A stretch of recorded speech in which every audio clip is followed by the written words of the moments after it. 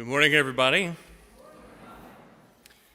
It's been a little over 7 months since I arrived here at St. Mark, and I wanted to take some time today to share some of my reflections on the parish and the time I've been here, as well as to offer a little of a state of the parish, if you will.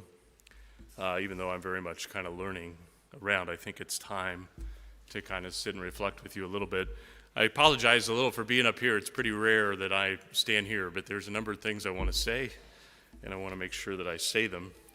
It's a little awkward for me because I think better when I move, so to be rooted in one place. But anyway, I first of all simply want to say how grateful I am to be here as your pastor. As you know, I attended junior high here at St. Mark, and my relationship with St. Mark continued in one way or another all the way through my ordination to the priesthood in the summer of 2002. It was at this parish that I was first asked about the priesthood, first invited to consider it. It was here that I first began to engage in ministry. First as the Archdiocesan Vocation Director and then as the Vicar for Clergy, I have served over half of my priesthood in Archdiocesan administration at the Catholic Center. And while it is true that I am happy to be back in full-time parish ministry, I want to be clear that I'm glad not simply to be in any parish, but I am particularly grateful to be assigned here at St. Mark. On Friday, I celebrated the all-school Mass at Roncalli, and it's been over 20 years since I celebrated liturgy there. And while we gathered in a gym that didn't exist at the time that I was a student, it was good to be on that campus, to see familiar faces, to engage in the similar rhythms, and to be in at least part of the spaces that are familiar to me. And when it was over, several faculty, staff, and even some students made a point of coming up to me and welcoming me back to Roncalli. That sense of homecoming is a part of my experience here. It has been good to be back in this neighborhood. It has been a blessing to be in this space, to see familiar faces, to engage in old relationships. But it's much more than mere nostalgia. After all, it's been a number of years since I've been here. And there's a number of changes that have taken place as well. There have been several different pastors over those years, changes in structure and leadership, the presence of the Myanmar immigrant community that has graced and enriched the life of this parish in unique ways. It's been a joy to come to know you in these first few months, to learn so much that has gone on here, and to enter into new and renewed relationships. I have felt very welcomed here at St. Mark and experienced a sense of hospitality from the moment that I arrived. I know that transition, and I mean all transition, even that which is good or welcomed, can be hard. Transition involves change and a certain sense of uncertainty. So I particularly want to thank you for the generous hospitality and your way of helping me feel at home here. This is something I've witnessed in other ways as well. Quite literally, just days after I arrived on campus, my house was full of guests as St. Mark welcomed a number of pilgrims for the Eucharistic Congress. It was edifying to see the way that they were greeted and celebrated and supported in their journey at this time and at this place. I'm very grateful for that. It is good to be here. There's much here to celebrate. Among a number of the blessings, I've been particularly touched by people's commitment to this parish, not simply to the larger church or to our faith, but to the way it is manifested in this community, with these people, the relationships, and the ministry that defines it. In coming here, one of the most obvious and tangible works of the present reality of this community is our capital campaign. I realize that such an undertaking involves a lot of time, a lot of resources, attention, and energy. I also know that the campaign was a stretch for our parish, but the results are very evident. We are blessed with the new facility and the opportunity it affords to our community. It is still new to us. We're still learning how to navigate the use of that space with all involved, but I want to say that I'm grateful for the commitment that made this possible. Of course, the campaign is not over. We still owe about $2.5 million on our loan, so thank you for your commitment in fulfilling your pledges. There has been a persistent rumor that St. Mark has been unable to make our loan payments to the Archdiocese. I really don't know where this rumor comes from, but I want to be clear that that is simply not true. It is not true. St. Mark has made every payment to our debt, honoring the obligation to our capital campaign. Furthermore, in 2024, St. Mark made 2 additional payments amounting to a total of $500,000 directed towards the principal of our loan, which reduces our interest payments and can shorten the life of the loan. Again, your generosity in fulfilling your pledge is what allows us to do this and allows us to fulfill our own obligations. For those who are able and willing, paying ahead on your pledge does allow us to do the same with regards to our payments. Again, I thank you for this great work. Both the parish and the school are financially healthy. Our school currently has an enrollment of 515 students, which places us amongst the very largest of the elementary schools in the Archdiocese of Indianapolis. I have to tell you, that is extraordinary to me, as one who, when it's in this school, was much smaller. And my experience there, I don't know where we put all these kids. I really don't. They fill this entire church when they come in here. We are very blessed with our school ministry. Certainly that enrollment carries with it some challenges in trying to incorporate others into the school, but is also a great blessing to us and something we should be proud of. We're blessed in our school ministry. There's a great spirit within those walls. I'm daily edified by the commitment of our faculty, staff, to the education and formation that takes place, to the faith that is taught and that is demonstrated by our faculty and staff and our students. It is a true blessing to see. I witness a great deal of joy and life in our school. I have to be honest, when my ego needs a little restoration, that is the place that I go. I walk over there. Our youngest among us think that I'm God, at least half of them. The other half, I think that I'm Father John. I get called that all the time. While a more detailed financial report will be offered at our liturgies at the close of the fiscal year, I did want to talk briefly about finances of the parish. Overall, we are on track with our budgeted income, including grants, gifts, and other sources of income for this point in our fiscal year. We've also been successful in doing well with regards to monitoring our expenses. The last communication I received places us at 98% of our United Catholic Appeal goal, which, while we hope to see that rise above 100%, it nevertheless is a significant increase over what we have accomplished in the last couple years. However, while our total income is consistent with the budget, we are not currently meeting our goals with regards to our Sunday and Holy Day collections. As of the end of January, we're currently we're not there. We're currently 7% under budget for the fiscal year, which is concerning as we look forward. The call to give is always present, and I ask that each of us take time really to step back and prayerfully consider how it is that we're called to support our parish and our ministries. I invite all of us to do so, including myself. There has been a change in how we report collections in the parish bulletin. Previously, we simply took the total amount that we budgeted for collections for the year and divided that by 12 and placed that number in the bulletin and compared our collections against that. That, frankly, is not terribly helpful. Part of the reason for that is that collections in July are very, very different than collections that we receive in December. And collections on a month where we have 4 weekends is very different than collections that we have when we have 5. And so we have transitioned to an estimate based on our history of what we expect to receive in any given particular month. and we publish that number. That's the number that the Finance Committee uses, and it's our own evaluation of where we are with regards to the budget. So when you see that number once a month in the budget, that's what that reflects. It is an estimate, but that estimate reflects a little bit of our history of giving. So hopefully that is helpful to you.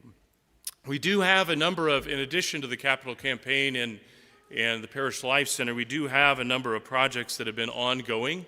We've installed a new PA system in the school, in this building, and frankly all the buildings on campus, as well as other forms of communication in the parish and school to improve our security and our safety. We have finished up work on the prayer garden right behind us here. We put in new bathroom dividers in the men's restroom to replace those that were falling over. If you haven't noticed, the narthex has been painted and redone. It looks very nice. There has been some electrical work that needed to be done in the rectory, and that's kind of ongoing. And then finally, we're waiting on one more permit to be approved, but we are currently in the process of building a much-needed pole barn over by the Cynical for storage purposes for the parish.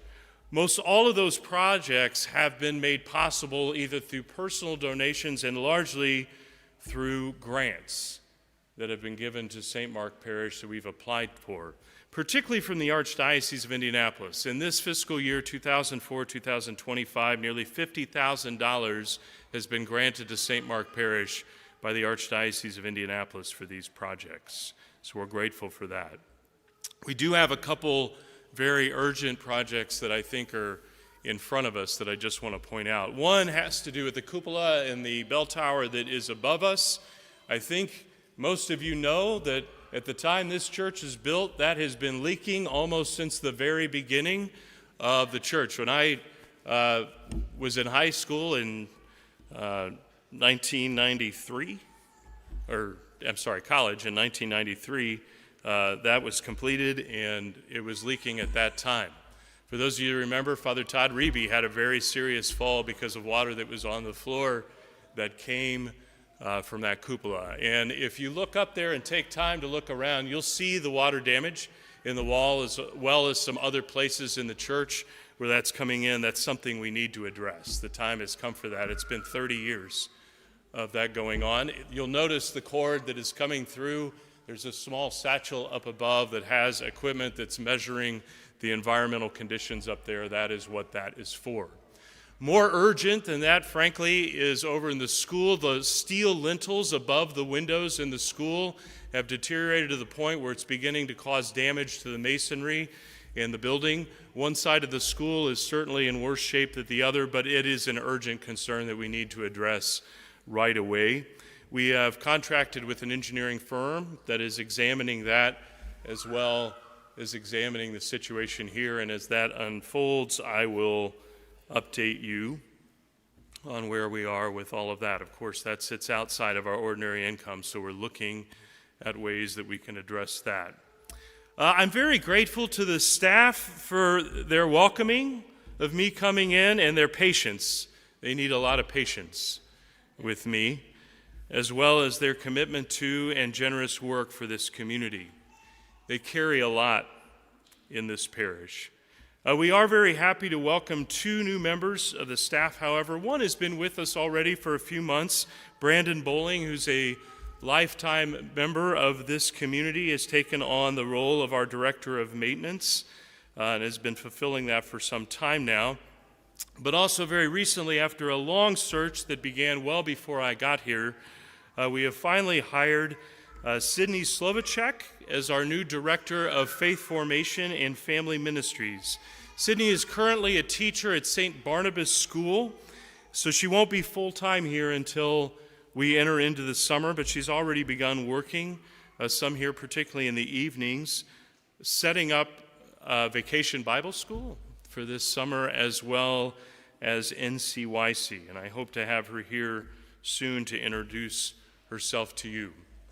With regards to leadership and structures there, in the coming weeks, I will be working to reestablish a parish pastoral council here at St. Mark's. We have not had a functioning pastoral council for some time now, and primarily in drawing those folks together, I need some help looking at our overall parish structures and committees to kind of breathe some new life into that. We do have several committees and structures that are working quite well, but we have others that have kind of fallen a little bit by the wayside. And so wanting to look at the ways that we can reestablish that leadership to facilitate our communication and to support our parish ministries and assisting me with pastoral leadership in the parish.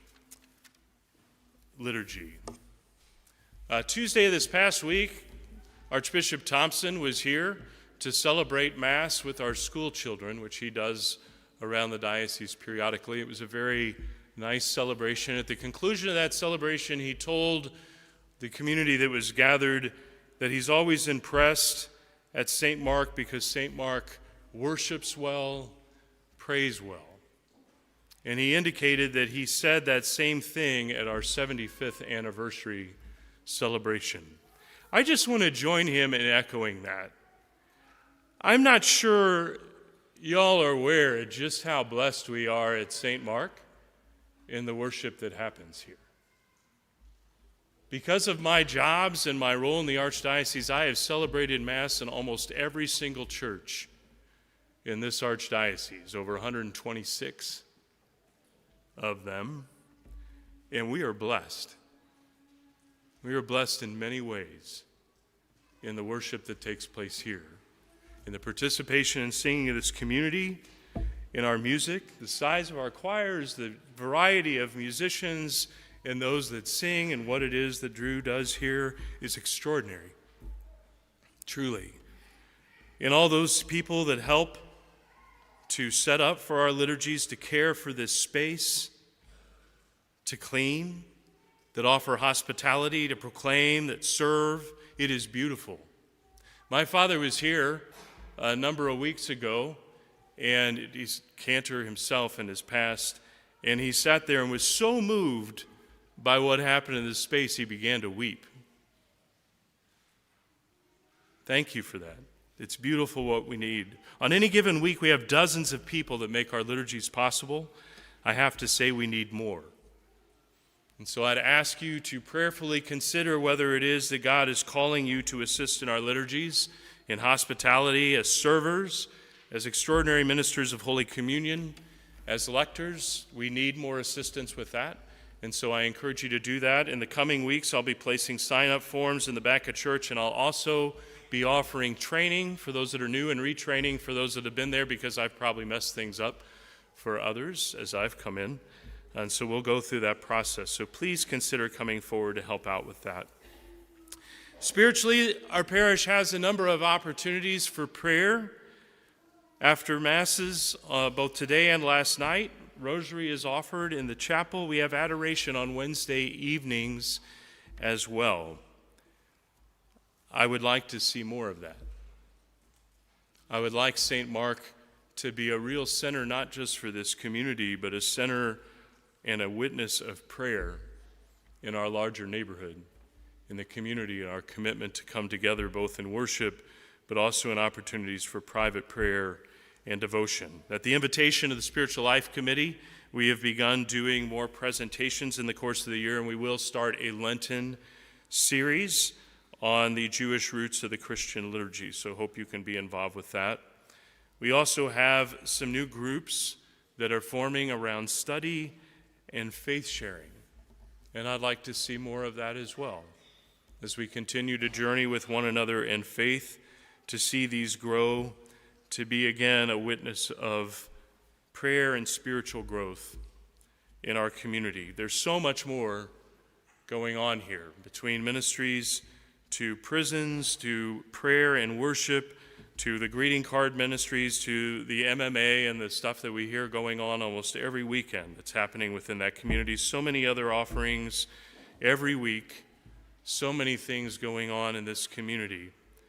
And so I just want to thank you for your goodness in all of that. I also want to say that if anybody has any questions or concerns or anything whatsoever that you want to speak about, please contact me and let me know. I'm happy to sit down and talk about that with any of you. I want you to feel that you can approach me with those questions and raise them with me. Other than that, once again, I just want to thank you for your goodness and your grace here. A brief change of topic.